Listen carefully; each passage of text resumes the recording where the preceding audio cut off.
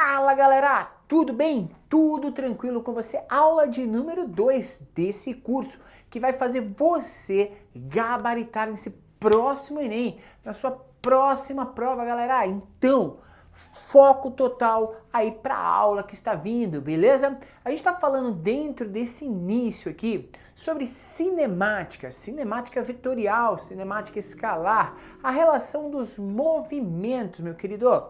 E é importante que você esteja extremamente atento a tudo que a gente vai trazer aqui para você, tranquilo? Então, para acompanhar esse curso de uma maneira muito mais didática, por favor, caderninho na mão, escrevendo aí cada um dos conceitos que a gente está trazendo para você, porque lá na aula de exercícios vai ser muito importante para que você consiga chegar nos resultados, beleza? Pessoal, a gente vai falar agora de um movimento que é chamado de movimento retilíneo uniformemente e variado. São 4 coisas aqui importantes. Primeiro, o corpo está em movimento, ou seja, relembra lá, movimento é quando estou me afastando ou me aproximando de um referencial inercial, certo? A partir dessa ideia de movimento, a gente vai pensar o seguinte, tá, mas esse movimento tem que ser como para eu analisar esse sistema? Ele tem que ser em linha reta. A gente está falando de movimentos retilíneos. A gente falou na aula anterior do movimento retilíneo e uniforme. E agora a gente está falando do movimento retilíneo uniformemente variado, certo? O que é uniformemente variado? Uniformemente variado está diretamente relacionado à ideia de que a gente tem uma variação constante em alguma coisa nesse movimento. Nesse caso, essa alguma coisa é a nossa velocidade. Isso mesmo, a velocidade varia constantemente nesse tipo de movimento, fazendo com que a gente tenha então uma clareza de que isso vai causar uma aceleração.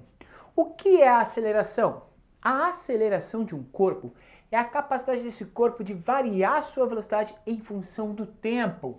A aceleração é a capacidade do corpo variar a sua velocidade em função do tempo. É tranquilo, garoto. É tranquilo, garota. Gente, a aceleração, você vai mudar a sua velocidade em função do tempo, certo? Mas como que essa velocidade tem que ser mudada? De qualquer forma, vou mudar aqui, vou mudar lá. Não, não. A gente está falando de uniformemente variado. Muda sempre da mesma forma, certo? Então vamos supor que eu tenho um corpo em movimento e a aceleração desse corpo seja de 2 metros por segundo ao quadrado. A gente já vai falar das unidades de medida. Mas saca só, o que significa uma aceleração de 2 metros por segundo ao quadrado? Significa que a cada segundo eu acrescento nesse sistema uma velocidade de 2 metros por segundo. Beleza? Então, a cada segundo, eu acrescento no sistema uma velocidade, ou retiro do sistema uma velocidade. Mas como eu sei se eu tenho que acrescentar ou retirar em, querido professor? Cara, é muito tranquilo. É tranquilo demais, você vai acertar isso com certeza. A gente tem 2 tipos de movimento nesse sistema. Qual é? Quando a gente fala de movimento retilíneo uniformemente variado, a gente pode ter um movimento que a gente chama de movimento que é retardado, ou seja, eu estou retardando a velocidade. Isso tem muito a ver, querido, com a frenagem. Quando a gente freia um veículo, a gente está simplesmente fazendo com que ocorra nesse sistema, entre aspas, uma aceleração contrária ao movimento. E quando a aceleração é contrária ao movimento, certo? Quando a aceleração é contrária ao movimento, a gente vai ter então um movimento retardado, um movimento de retardamento da velocidade, diminuição da velocidade. Aumenta o seu vocabulário aí. Retardamento significa diminuição de alguma coisa, certo? Gente, e o movimento será acelerado se e somente se a aceleração e a velocidade forem vetores que têm a mesma direção e o mesmo sentido. Aí a gente terá um movimento do tipo movimento acelerado, beleza? Movimento retardado, aceleração e velocidade em sentidos opostos. Movimento acelerado, aceleração e velocidade no mesmo sentido. Se você guardar isso aí no seu coraçãozinho, Cara, tá tudo tranquilo. Bati no microfone, tudo bem? Acontece, vem comigo. Galera, lembra que eu falei para você que a unidade de medida? A unidade de medida de aceleração é metros por segundo ao quadrado. A unidade de medida de aceleração é metros por segundo ao quadrado. Isso significa o quê? Quantos metros por segundo eu vou acrescentar ou eu vou retirar do sistema conforme a gente estiver acelerando, beleza? Se eu tiver que acrescentar, a aceleração é positiva. Se eu tiver que retirar, a aceleração será negativa, beleza? Gente, saca só, quando a gente vai estudar esse tipo de movimento, a gente tem algumas características importantes. Levanta aí, professor. Eu levanto. Gente, quando a gente tem que analisar esse sistema, a gente tem algumas características importantes. Quais são? A gente pode escrever equações de movimento para facilitar o nosso estudo. E a aceleração, ou seja, o movimento acelerado, ele permite a gente representar aí 3 tipos de equações. Quais são essas 3 equações que vão permitir um estudo mais aprofundado desse sistema? A gente tem a equação horária da velocidade. O que é a equação horária da velocidade? A gente está verificando como que a velocidade se altera em função do tempo, devido à aceleração que a gente colocou. Então, velocidade final é igual a velocidade inicial mais aceleração vezes o tempo. Pensa comigo, um corpo está a 20 metros por segundo. Anota aí no seu papel, um corpo está a 20 metros por segundo. Beleza. Esse corpinho a 20 metros por segundo, certo? Sofre uma aceleração de 2 metros por segundo ao quadrado. Anota aí. 2 metros por segundo ao quadrado. Beleza? Durante 5 segundos. Qual é a velocidade final desse corpo? Cara, a velocidade final do corpo será a velocidade inicial 20, mais a aceleração que é 2, vezes o tempo que é 5. 20 mais 2 vezes 5, normalmente vai dar 20 mais 10. E 20 mais 10 é 30. Ele atinge uma velocidade final de 30 metros por segundo. É um movimento acelerado, tranquilo? Uma outra equação que surge, a gente chama de equação horária da posição. A equação horária da posição que é S igual a S0 mais V0t mais AT quadrado sobre 2. S é igual a S0 mais V0t mais AT quadrado sobre 2. O que isso representa para mim? Isso representa uma equação de posição. Eu descubro onde o corpo vai estar, mesmo que ele esteja acelerando. Vamos pensar no mesmo corpo que a gente analisou. Velocidade inicial, 20 metros por segundo. Aceleração, 5 metros por segundo ao quadrado. E vamos pegar o tempo aí de quanto? Vamos pegar um tempo aí de 10 segundos. Então, olha só. Velocidade 20, aceleração 5 metros por segundo ao quadrado e o tempo aí de 10 segundos. Beleza! Como que a gente faz isso? Bom, vamos pensar que ele partiu da origem do movimento. Ponto inicial igual a 0. Então, ficaria S igual a 0 mais 20 vezes 10, vai dar 20 vezes 10 dá 200, segura aí.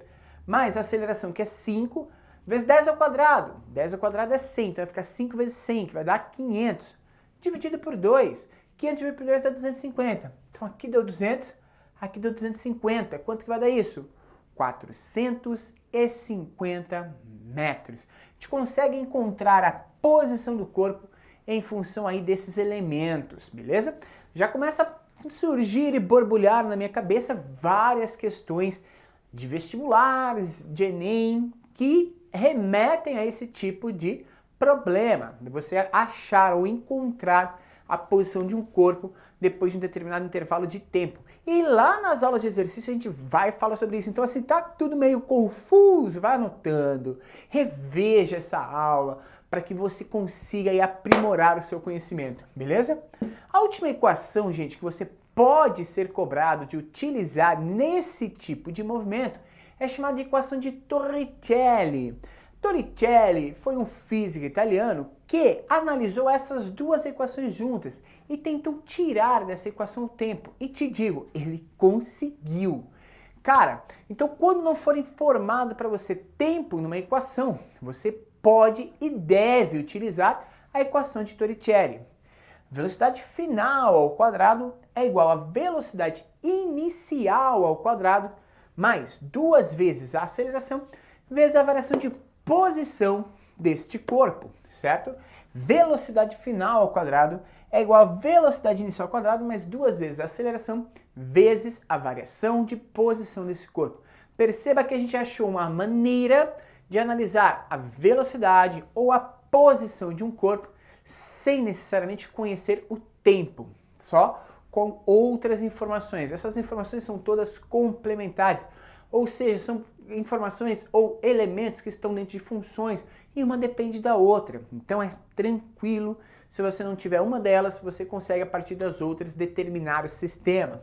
Vamos pegar um exemplo para esse cara aqui para a gente fechar esse primeiro assunto, beleza? Gente, vamos pegar um corpo com velocidade final de 20 metros por segundo, nosso mesmo corpo. Então 20 ao quadrado dá 400. Anote esse dado aí, 20 ao quadrado, 400 porque é a velocidade inicial. E nessa equação, essas velocidades estão ao quadrado, beleza? Mais 2 vezes a aceleração. Vamos pegar a nossa aceleração de 5 do exemplo anterior. Então 2 vezes 5 vezes um ΔS. Aí vamos pegar um ΔS de quanto?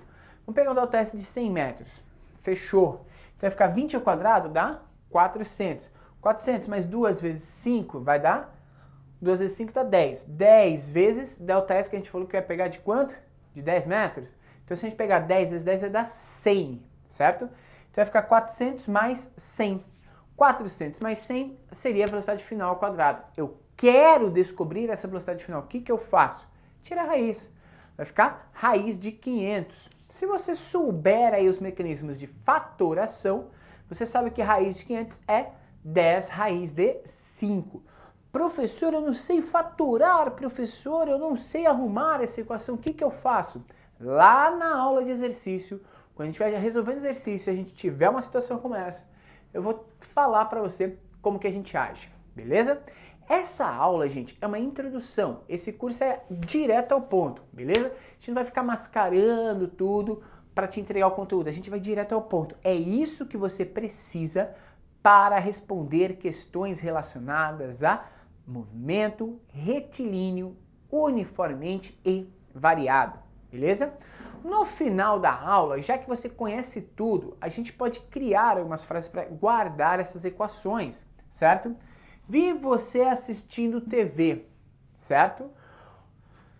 Sentado sozinho vendo TV até meia-noite. A gente pode criar aí frases para essas equações. É uma maneira de guardar aí os conceitos. Mas basicamente, em física, a melhor maneira de se guardar os conceitos, os problemas, é resolvendo equações, resolvendo sistemas, resolvendo exercícios. Beleza? Bom, mais uma frase aqui. Vovô e vovó, mais 2 amigas num triângulo sexual. Ah, uma frase um pouco mais pesada, mas gente, essas frases, ok? Podem ajudar você, através de uma mnemônica aí, guardar esses conceitos, fazer uma relação da frase com a equação. Mas guardar a frase nada vai adiantar para você se você não estudar tudo isso. Pega um caderninho que a gente vai chamar de formulário, guarda essas fórmulas, essas equações que vai ser importante para você. E aí a gente, na hora do exercício, a gente consulta essas equações. Depois, mais para frente, a gente pode se desvencilhar dessas equações e a partir daí, foco direto e total, cara, a gente começa a resolver os problemas, beleza? Essa foi a nossa aula de hoje sobre movimento retilíneo, uniformemente e variado, certo? Galerinha, na próxima aula a gente vai falar de análise dos gráficos desse tipo de movimento, que é importante. Vai ser uma aula mais rápida, mas a gente vai falar somente dos gráficos, como que eles funcionam. Continue assistindo às aulas, continue com a gente e vem vencer sucesso. Te vejo na próxima aula, carinha. Valeu, tchau!